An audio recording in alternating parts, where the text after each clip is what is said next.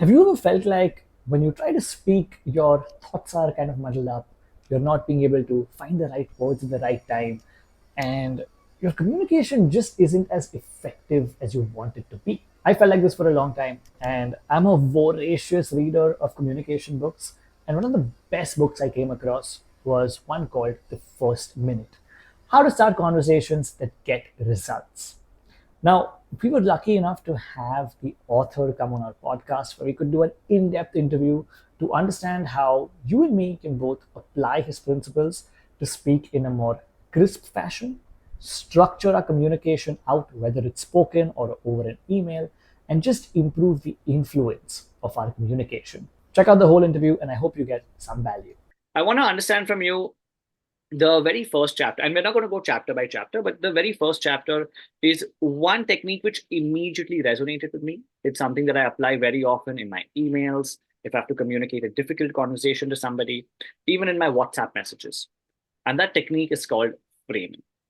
I would love to hear a little bit from you for those who might not have read the books or even beyond that. What is framing and how can someone apply it in their workspace? So let's take a look at that first method, framing. Framing is something that sets up the conversation you're about to have. So if we were working together, Pradeep, and I wanted to talk to you about something that we were working on, if I come up to you, you could be thinking about anything at all in the whole world. You could be thinking about the work. You could be thinking about a report next week, lunch, something that you watched on TV or the movies. You could be thinking about anything, and I guarantee it's not going to be the topic that I want to talk about. You also have no idea why I'm talking to you or what the point is that I want to make. And this is where framing comes in.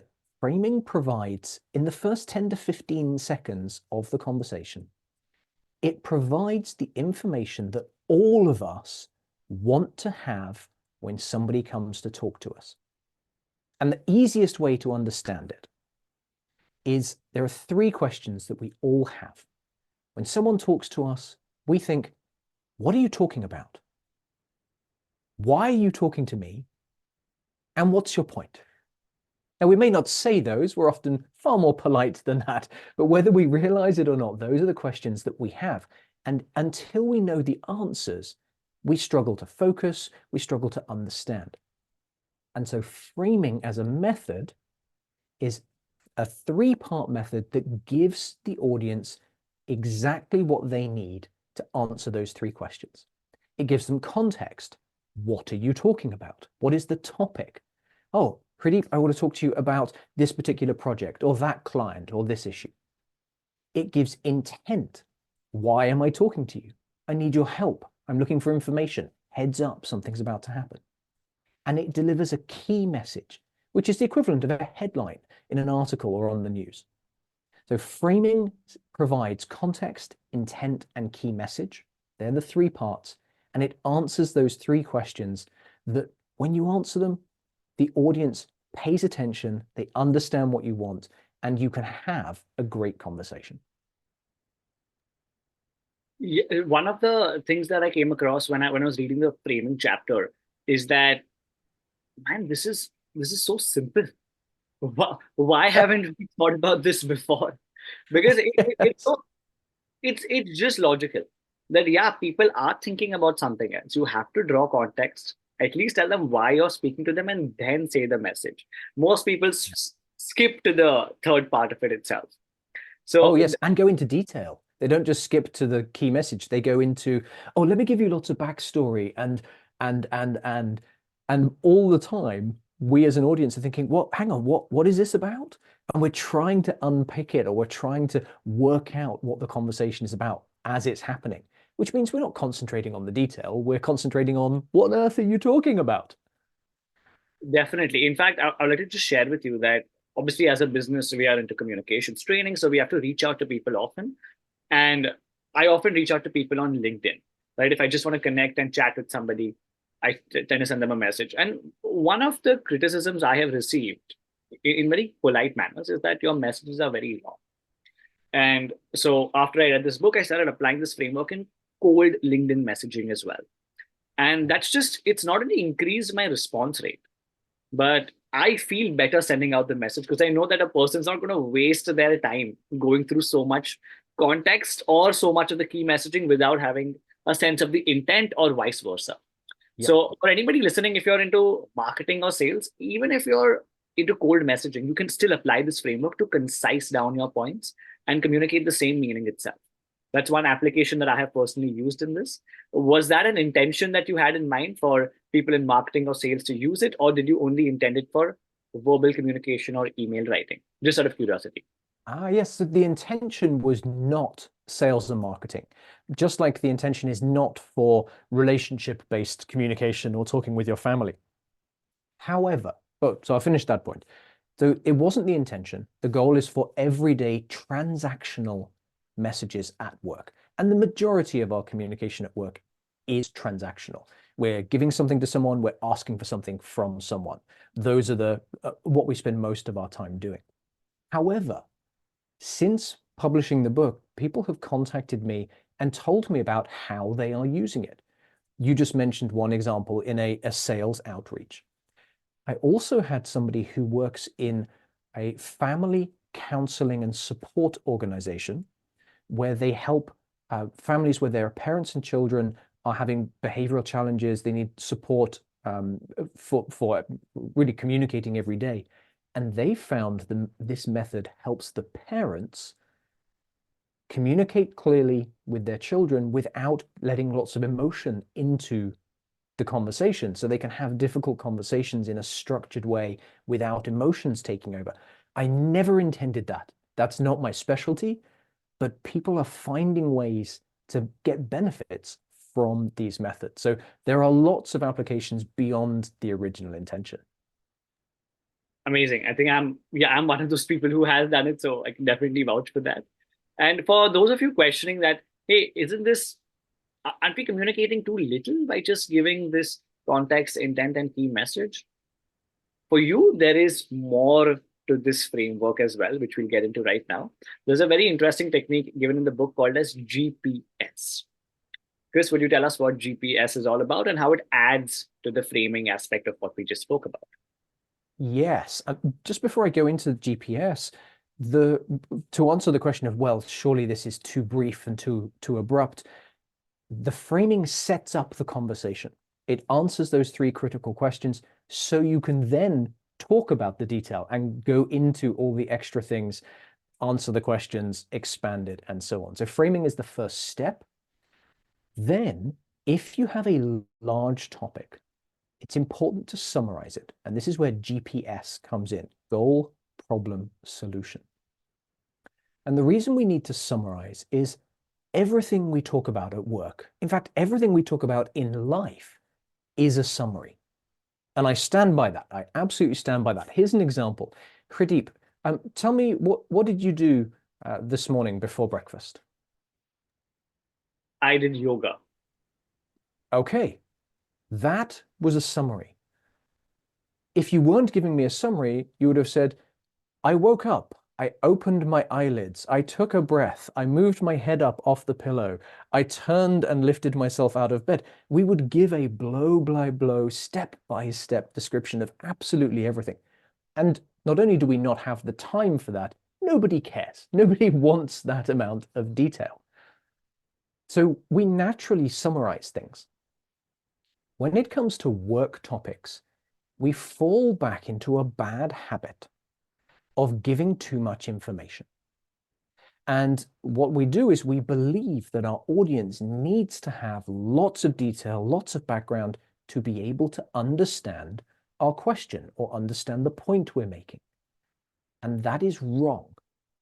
We generally don't need that information. And if people do need it, they ask. So that's what we do. We give a lot of information. The problem is we don't have time for that. A lot of times our audience doesn't need or want it. So how do we solve that problem? The solution is summaries. And the GPS goal problem solution method is a great way to summarize anything. And here's what it is. You state what you're trying to achieve. That's the goal. So, Pradeep, I want to talk to you about next month's client meeting. The goal is I want to make sure we've got our agenda planned. The problem is I'm not sure on the topics that you want to talk about. So as a solution, can I get half an hour with you tomorrow to run through the planning? I've just summarized what I want to achieve, the problem that's standing between me and achieving it, and the solution that I want. What I could have done is said, oh, we've got this client meeting next week or next month. And the one with these people, and we've been talking about it for a while. And I've been working out what my plans are. And I've got these topics, and I know that you want to have something. I'm already boring myself. I'm pretty sure you're thinking, what is your point? Where are we going to with this? So by stating the goal as one line, the problem as another, that tells you what I'm trying to achieve and why I can't. And then the solution gets both of us to start talking about a forward-focused, solution-based conversation. So goal, problem, and solution can summarize anything, give the audience what they need, and move the conversation forwards. I love that.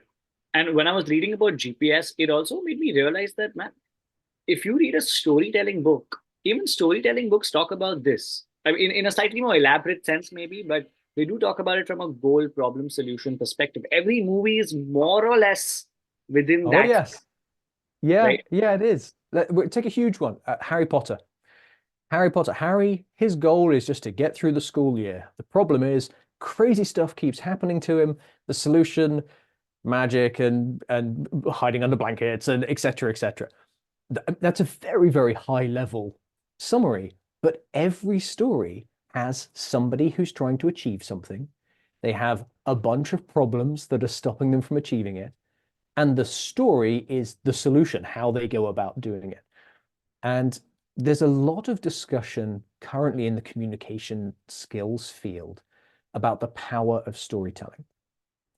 And storytelling is fantastic in the right circumstances if you really understand it and you've got the time to create a very compelling narrative. If you don't have that time, and most of us don't, or we catch someone in the corridor and go, oh, I need to talk to you about something, we can still use the power of a story structure in goal, problem, solution to help the other person understand our point, understand our narrative, and take them on a journey, but without having to do all of the really detailed storytelling stuff that we could spend days talking about. Definitely. To summarize it for the audience as well, there are 6 steps over here. First is framing, which has 3 things in it: context, intention, and key message. And then there's GPS to elaborate on whatever you're saying after you've framed the context, which is goal, problem, solution. Now, when it comes to applying this, how can someone who is not familiar with this, who's just hearing about this for the first time, start practicing and building their mindset towards concise communication like this itself? What are your thoughts there? Yes, practicing is the hardest part. You already mentioned the method is simple. It's simple, it's logical, it is not rocket science. And my background is actually rocket science, so I can say that. It is not rocket science, it is just a simple framework. The challenge is remembering it and using it. So here are a few ways that people can apply to practice it. Start when you're writing your emails, or start when you're preparing for an important conversation. Take 30 to 60 seconds, less than a minute, to write down context equals, intent equals, key message equals, and then the same for the goal, the problem, and the solution. If you're preparing for an important conversation, write those things down. You can even take them with you. Nobody will mind if you have some notes. You can even say, I've just got a couple of notes to make sure I'm really clear on the point I'm making. Your audience will appreciate the effort, almost always appreciate the effort that you've gone to. So writing it down first helps. And the second tip, particularly for goal, problem, solution, let's say you are in a meeting and someone asks you a question that you weren't expecting. If your notepad in front of you or on your screen, you have G, P, and S written somewhere that you can see, it's a visual reminder to structure your answer using goal, problem, and solution. For example, Hrideep, you could say to me, Chris, what is the status of the report that I owe you for next week? So, well, my goal is to get it to you for Friday. I'm currently missing some data. That's the problem. What I'm doing is I'm talking to Sanjay to get the data on Wednesday so that I have it ready for you on Friday. That is a complete story. It's goal, problem, solution, and it's a very short summary. So the tip is write it down and have it in a place where you can see it, and then use it. Find ways to practice and apply it. And over time, you'll get more comfortable doing this naturally as you think and speak. Yeah, I think a lot of people find the first point you mentioned about writing it down, so people are very averse to it. And it's what you said, right? In fact, if you write something down and enter a meeting with that, or even right now, if I'm, for example, I'm talking to Chris, I have read his book multiple times, so I have the questions in the back of my mind. But if I didn't, I would have written them down and I would keep looking away. But I'm sure he would appreciate that as opposed to me blanking out while talking or not talking in a structured fashion. So don't Oh, be afraid yes. of taking notes into a meeting, looking away, reading something and communicating. Because the more you do that, you'll find that slowly you won't require those notes anymore. But having them is not a problem. That's something that we should start adopting. Fantastic. Mm. Are there any situations that you would recommend? And this is something even I'm curious to know because it's not in the book, where the framing or the GPS framework does not apply in the workplace. So I know it's not for Yeah. relationships, but are there any situations I should take myself out? Yes. Yes.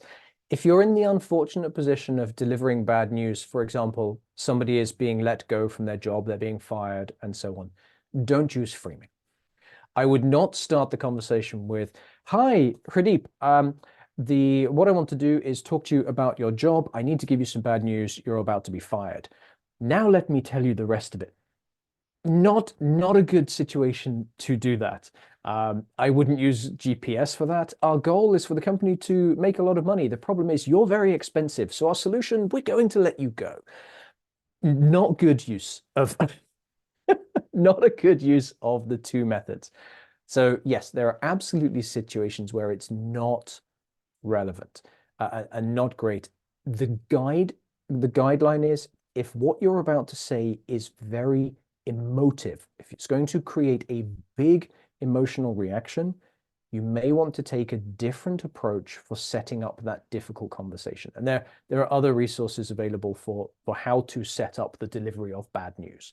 So yeah, bad news, particularly being fired, don't frame it. Fantastic. Amazing. I'm curious to know, though, that since you started your career in engineering, you had a completely different work life before this. Now, how did you come up with these techniques? Because I did mention that they're simple, but they're not obvious until you know about them. Yeah. So I'm curious to know, how did you think about this? Did you apply it? Did you face trial and error and then come to this? Did a mentor help you through it? How did you come across these techniques in particular? It's a little bit of all of those. Early in my career, I had the pleasure of working with a gentleman called Carlos de Poms, and he worked at McKinsey's before I ended up working with him. And he gave me a crash course over a period of 6 to 8 months in clear communication at work. One of the methods that he taught me was a McKinsey's method, which is situation, complication, resolution. It's a well-established method of communicating in the consultancy world. And I used that for many years, but it never quite fit how I wanted to use it because there's ambiguity in what does the situation include? How much information do I put in? What is the complication? Is it the complication for me or for them? So it wasn't quite clear enough for me, but I used it and I think it's really valuable. Anyone listening to this can go and look for the McKinsey method, situation, complication, resolution. And having used that method, experience then showed me how I was regularly changing it to fit my own needs. And there was a pattern that emerged, and that pattern through experience and then it interrogating that, looking at it from an analytical perspective and saying, what is it about this that is different and why have I done this differently, led me to the context, intent, and key message method. and Got goal it. problem solution as Of course, of course. So a mix of a lot of experiences put you in this space. That's well. amazing. I want to switch the conversation a little over to your newer projects that are coming on, because I Yeah. could talk about First Minute all day. So let's move over to the new books. What is it that you're currently releasing? I know you have something coming up. What is that about? Please tell us about it, because I have some questions over there for you as well. Okay, the new book is a slightly different topic, and I'm very excited about this. So it's called 39 Ways to Make Training Stick. And it's what to do after trainees leave the room. So I spend, and tens of thousands of other instructors and trainers spend time creating valuable, engaging training sessions. And then when the training session ends, most of what we've taught gets forgotten within 1 to 2 days. There's something called the forgetting curve, which is a nice, easy one to remember. And very, very quickly after leaving the room, what we've been taught just sort of falls out of our ears and we forget it. And so I have worked with my own methods and pulled from the ideas and methods from other world-class trainers to create a guidebook with 39 different ways to support trainees after the training. Things like follow-up sessions, workbooks, self-paced resources, community and collaboration, digital resources, activities. And there are lots of different ways, 39 of them in this particular book, that can help reinforce the learning, help trainees apply it. So while it's not an everyone book, because it doesn't improve someone's communication skills, it is a guide for anyone involved in training, which is a method of communication, which is why it fits with my portfolio. So it's a practical guide, step-by-step instructions for how to build and use all of these 39 methods. Comes out on the 31st of January, 2024, and I'm very excited. We all are in the training space. We all are quite excited for it to come out. Let's put this into an example. So, as I told you, we tend to teach professionals effective communications for meetings, presentations, and public speaking. Now, if you let's just take a public speaking example over. Let's say I'm doing a training with regard to public speaking. It's a 6-week course. Once a week, you have a session for about 90 minutes, where we're covering various aspects of voice modulation, body language, tonality, storytelling, etc. How do I make sure that, and I know it's a very vague question that I'm asking, so we can be vague with the answer as well, but how do I ensure that the methods not only stick, but they also apply the techniques in their daily Mm. communication or when they have a presentation? What would an example be here? Okay, so in that example, I'd use more than one method. So I would consider sending out an email series after the training sessions, which include video tip reminders of key points from that training. 60-second videos, very short, just on the key points as a visual reminder. And in the email, there could be an activity, do this thing. So you're prompting the attendees to actually apply what they've learned. In a 6-week program, you have the luxury of checking in the next week to say, have you done them? Let's say you ended the 6 weeks and you wanted to see or wanted to help people apply. You could use the same method and you could have a follow-up session, a virtual follow-up session 4 weeks afterwards, top-up training and a bit of Q&A. You could also ask the participants to pick a training buddy. And they have activities to then teach 1 or 2 of the points they've learned to that accountability training buddy and training partner. Those are 4 different methods we covered there that are simple to do. They're not time intensive. They're not expensive. In fact, they're usually free if you have an email system already set up, that provide those students that continuity and repeated reminder and refreshing of those ideas so that they can apply them. Got it. I think that makes sense. That's quite. Personally, we haven't tried this as well, so it's a good idea to have in terms of an email follow up. We usually have summary cards going out, which summarize the entire session up, so that they have those points right then before they attend next week's class, so they can have a quick revision before coming in. But yeah, never thought of email follow ups as such. That's quite an interesting one. Fantastic. Can I give you a bonus a bonus rule Please, from please. this, reusing content makes this process more powerful. So if you did an email series with a 1-minute video, that 1-minute video can also be a social media post, a LinkedIn post. If you have 10 of those videos, you have a mini series which you can give away that can lead people into your program. It can also support them afterwards. So those reusing those methods works very, very well. That's amazing. Because we already have so much social content. I haven't thought about reusing it for something like this, especially to make a training stick. So I think that gives me a good takeaway to add to what we're already doing. Amazing. I want to shift the conversation a little over to something else entirely, which everyone's been talking about since the last year, which is artificial intelligence. Let's get Yeah. into that. I want to know, since you're very much into email writing, concise communication, obviously a lot of people are using tools like GPT to structure their emails out and everything.